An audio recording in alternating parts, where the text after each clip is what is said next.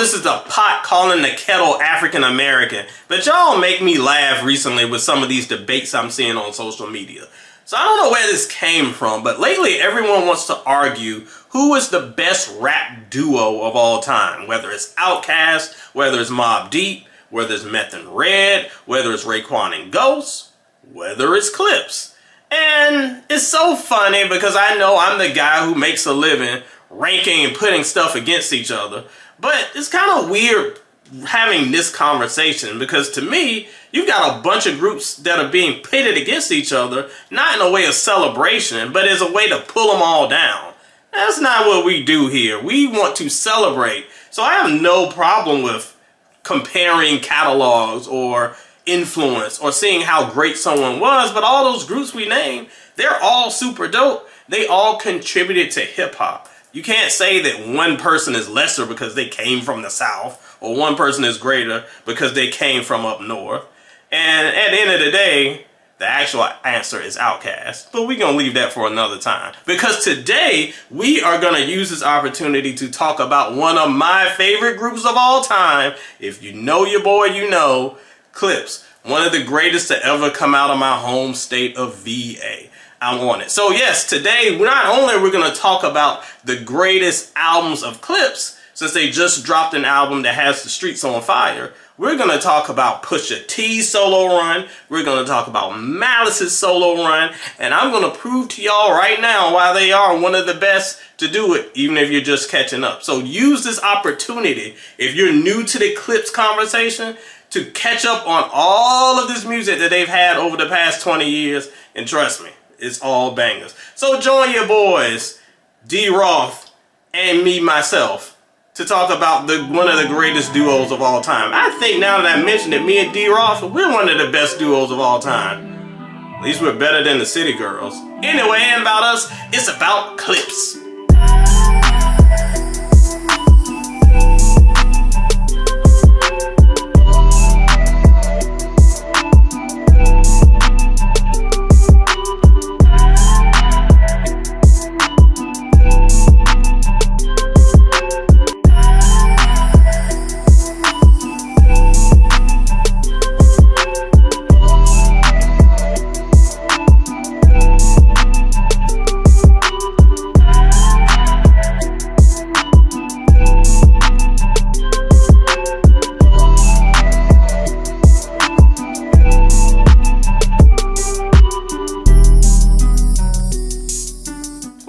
To another edition of the Soul and Cereal Sessions right here. It's been a while, so I'm happy to be back, and I'm happy to talk about one of my favorites from my home state of VA, Clipse. We are talking about the greatest albums of not just the group, but the solo projects as well. And while I got your attention, players, I want to get a little something off my chest if I didn't rant earlier enough. This is one thing that's always bothered me. When I hear about the Clipse, I always hear the same complaint, that they rap about the same thing. And when I hear that, I just have to say, are y'all listening to music? Or are you just skimming through it? The reason why Clipse are much different than other rappers who talk about, you know, I don't want to say it because I'm not trying to get demonetized here on the Red TV app, but yes, the Clipse may seem like a one-track minded group, but if you actually listen to what they're saying, their greatness comes from their nuance that they bring to the conversation. They're not just talking about drug paraphernalia just to be bragging about it. Listen to what they're talking about. They're talking about why they sold it, how it affected their family, how it affected their faith, especially in the case of Malice. How did it affect their friends? How did it make them the men they are to have the stature that they are today? Because yeah, Pusha especially, he loves to brag about what he's got. But if you listen, he talks about how it got there, how it affected their friends, how they have family members that are mad for messing up their dishes because they're doing what they're doing. That is the nuance that's missing in a lot of hip hop today. So they aren't just talking about one track thing. They're talking about how this one element of their community affects their entire lives, their past, their present, their future, and the community at large. To me, that is what makes hip-hop hip-hop. It's not about just one singular thing. It's taking an aspect of our community and branching it out. And when you have two lyricists, the level of those two guys, heat is guaranteed. Absolutely one of the best to ever do it. I'm not arguing with y'all to that. So with that rant out of the way, we are going to hit you today of course, what we promised. The best albums from Clipse, from Malice, and Pusha T. Now, to be fair, we will be skipping the mixtapes because that's a video all in itself. We got it for cheap series. It's great. I didn't want to muddle things up. We're going to just stick with the solo and the group studio releases right now. We'll come back to those others later. Before we get started though, let's pay some bills. Y'all know what's up. If you haven't already, make sure you hit the like on this video because all the likes, they help your boy out. They help your boy out. And if you haven't already, make sure you subscribe to this channel. So many people who are watching this video right now, y'all are subscribers. That's why? Well, player, you're tripping. You're missing out on the good stuff. All you have to do is hit that button right there. I'm going to hold off for a second. That should be enough time for you to hit that button and show some love to the channel. And once this video is done, because I promise you're going to love it, make sure you share it with the hip-hop fan in your life so we can talk about some good MCs. Without further ado, let's get to it. The greatest albums from Clipse, from Malice, and from Pusha T.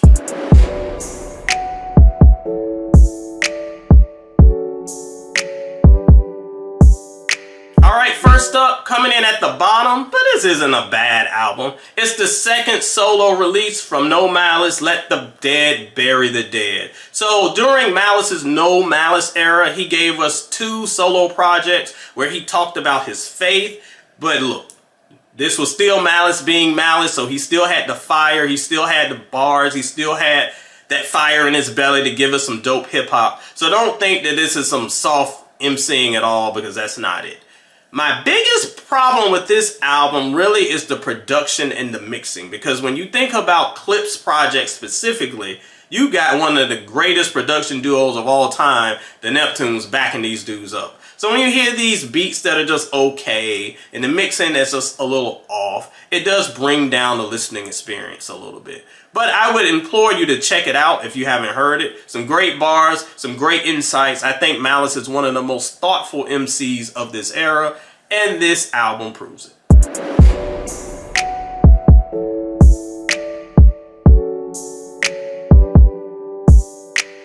Coming in at number 10 is Hear Ye Him, the first solo album from Malice. And when we first heard the dude was leaving hip-hop to go in the gospel rap realm, you can imagine players were like skeptical, they were confused, they were angry, like somehow it had offended them, which is confusing to me, because let that man tell his own story, stop being a weirdo. But look, this was his opportunity to tell his story, and I thought he did it very effectively. Once again, a very underrated release because Malice had so much to say. The thing that I appreciate so much about Malice as an MC, because he isn't as flashy as Pusha, but he is such an incredible storyteller. He is the OG that's out in the neighborhood that's sitting on the porch and you just walk up and you ask him a question and he gives you the wisdom of Solomon.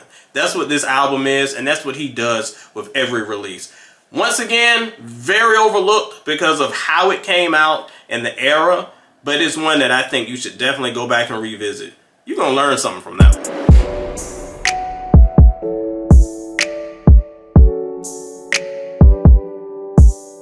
Coming in at number 9, half of y'all probably haven't even heard this one, but I'm here to put you on game. Exclusive audio footage. This is the debut Clipse album that we never got. So around 1999, I remember being in Virginia and hearing this song on the radio called The Funeral from these two MCs. I didn't know who they were, and I thought it was dope. I was like, I like this song, and I never heard the song again. Just boom, it came out, never heard it again. I didn't realize that this was the proto Clipse that I was hearing at the time. And they would go on to do some stuff with the Neptunes and of course rebrand, become Clipse, and change the name from Terra to Pusha T, and it was great. So at the time though, we never heard this album. I heard this album years after the fact, and you can really hear the promise. I think this is a very solid album that if it were released in 1999, it probably would have been overlooked just because of the profile of hip hop at the time. So I guess I can understand why it would be overlooked from a marketing standpoint. From a quality standpoint, I think it holds up pretty well. The guys, of course, are great at what they do, spitting. They aren't as solid and refined as they are now, but they're pretty good MCs. The production, of course, is wonderful. And if there's nothing else that you haven't heard, make sure you go check out The Funeral. That was the single, and I think that song still holds up today. An incredible concept of both of them rapping about basically their funeral. They're giving their own eulogies, and it's a great concept. The album is a great concept. I really wish that it was more available. You can find it now pretty easily, so check it out. It's worth just having that footnote in their discography. Go make sure you peep.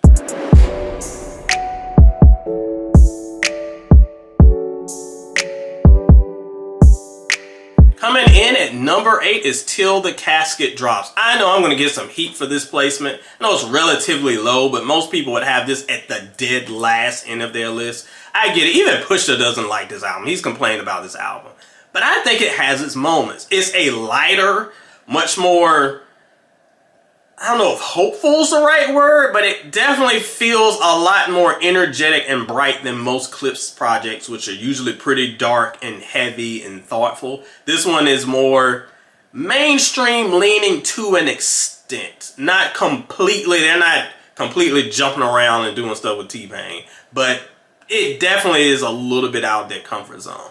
And I'm never mad at artists who wants to kind of broaden their appeal a little bit, and that's what this was. The guys didn't really love it, but I thought there's enough here that shows some great growth in their artistry. We got the Popeye song. I'm Good is one of my favorite songs of that era. I think it's one of the most underrated Clipse songs because you don't think of Clipse as having uplifting songs at all, but it's a really uplifting, fun song that you want to put on to get pumped up. And of course, these twos are masterful MCs, so the bars are still solid and strong. It's not the best Clipse album by any means, do not get it twisted, but I think the conversation over the years that have made this some terrible album is way overblown. It's a good album, it's just not a top tier Clipse album.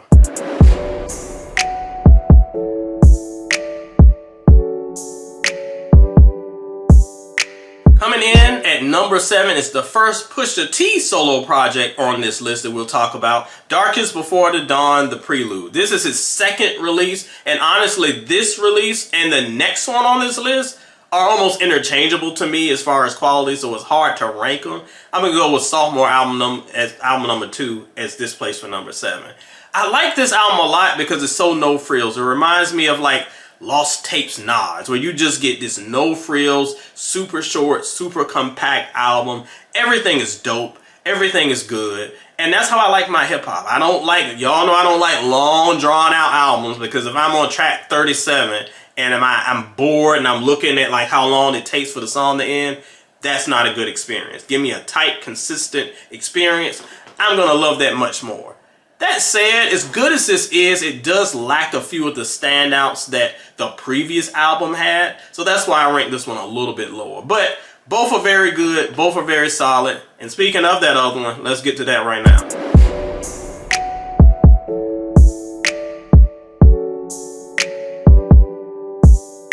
Coming in at number 6 is solo album debut for Pusha T, My Name Is My Name.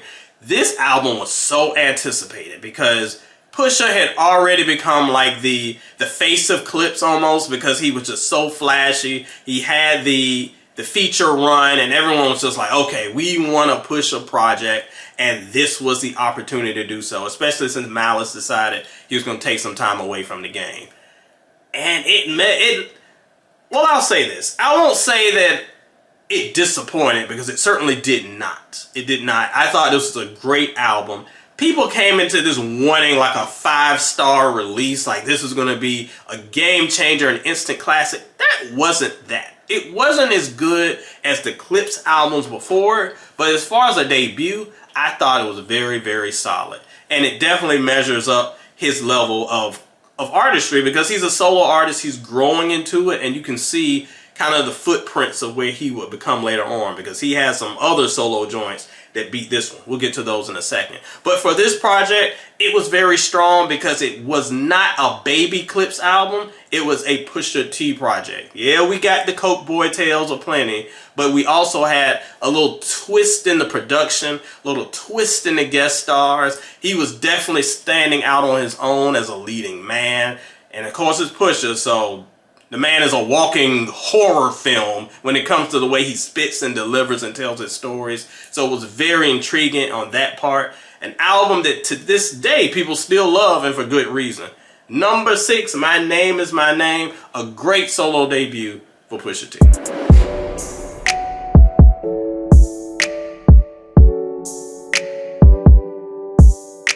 Coming in at number 5 is the most recent Pusha T solo project, It's Almost Dry. So this one I really liked, and I remember when it dropped at the time that people were getting to the point where they were like, okay, Pusha's saying the same thing all the time. And as we talked about a little bit earlier, I don't think that's a fair critique. Yeah, he talks about what he talks about, but he does put different storytelling elements in it to not make it be boring.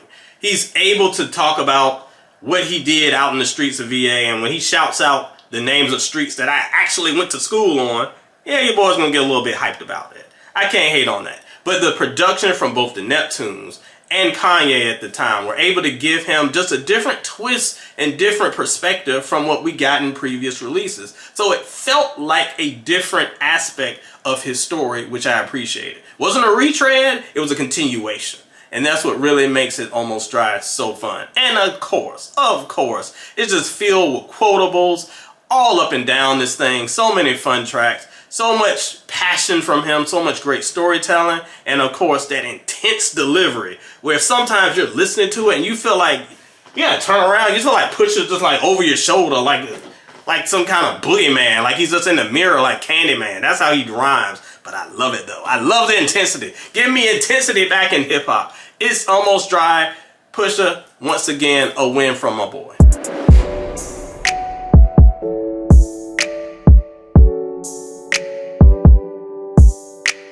Coming in at number 4 might be some of y'all's number 1s. Lord Willin, the debut, I guess you can call it debut, Clipse release. This album is the album that made Clipse Clipse. If you were of a certain age, you were banging out the grinding beat on your school lunch table because that's how fun it was. If you are of a certain age, you were probably singing "Ma Don't Love Her" to the little girls in your classroom.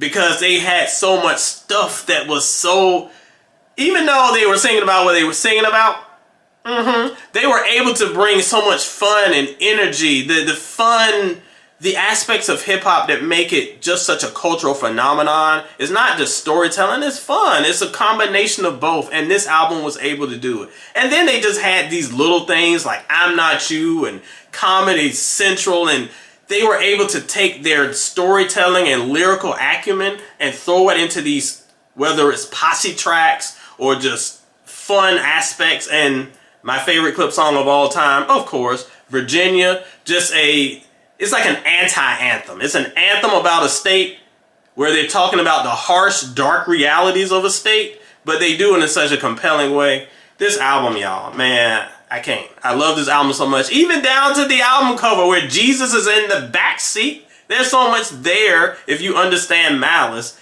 There's so much symbolism in that story itself. Man, a great, great debut album. Many people put this as their favorite Clipse album. And I understand why, because it is probably, when you look at mainstream Clipse, this is the one that people remember the most. I don't think it's their best. I think they achieved greater several times over, as we'll get to, but it's hard to beat. It's a fun release. It's everything you want and love about Clipse.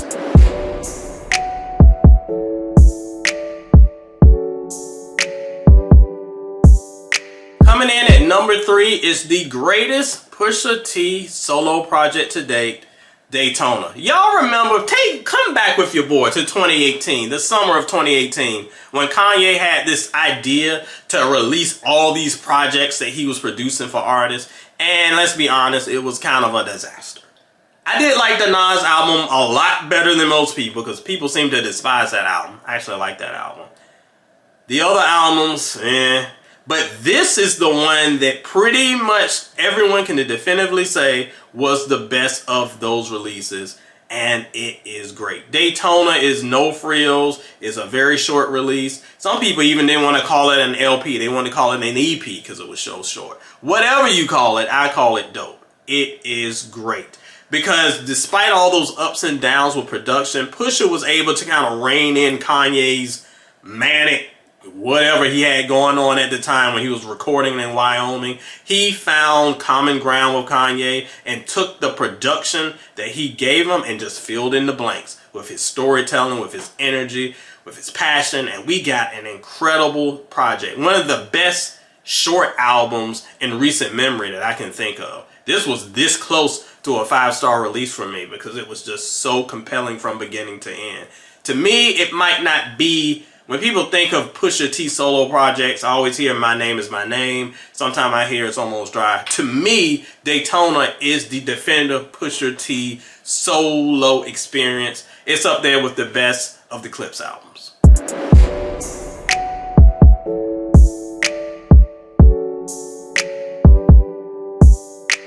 Coming in at number 2, y'all gonna say it's recency bias. I'm gonna say you're a lie because I said what I said. Coming in at number 2, Let God Sort 'Em Out, the new album from the Clipse. A comeback release for the ages. Now look, this album is not perfect. That's why I didn't give it 5 stars. However, what I love about this album is it is a culmination of years of Pusha T, of years of Malice, and years of Clipse. Remember what I said earlier in this video about these guys being much more than just dope rappers? They are dope rappers, but they're more than just dope boys. They were able to start this album telling a compelling story about the loss of their parents, like a tearjerker. You don't think you get that going into a Clipse project, but that's what you get. This is not a just story about 2 guys coming back talking about how much money they had and how much better they are than everyone. Although Pusha loves to throw that in there. This is an exploration of 2 men who grew up in the game, one of them who got out of the game, and who are coming back in the game, almost as a victory lap, but more of a cautionary tale. To be like, this is what the game will cost you. These are the hurdles you will encounter, and this is how we got by them. So you can follow our example, or you can do what you want to do.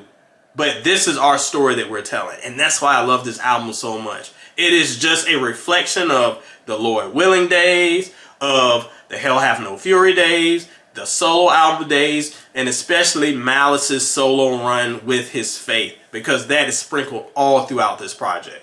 And you gotta give props to Pharrell. I know that some of the production stuff that he's done in recent years has been rightfully criticized. I think this is his best run as far as beats that we've received. Great production, great features. The only feature really that kind of threw me off, of all people, was Nas on Chandeliers. It felt very unnecessary.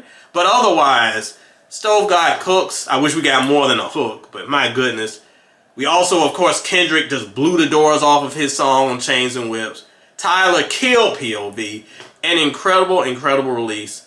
One of the best. If something beats this for Album of the Year in 2025, we've had a great year. So I dare someone to beat this album, because right now it's the best album of the year and one of the greatest Clipse projects of all time.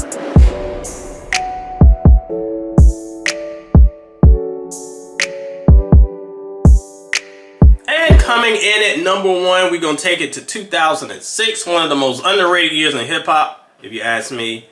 Clipse, Hell Have No Fury. This is an album born of frustration, y'all, because they had the run where they dropped Lord Willin. The labels wanted them to go on a more mainstream route. They didn't want to do it. They started dropping their We Got It For Cheap series, really invigorated a fire within them, and they came back hard with, in my opinion, the best coke album of all time, Hell Have No Fury.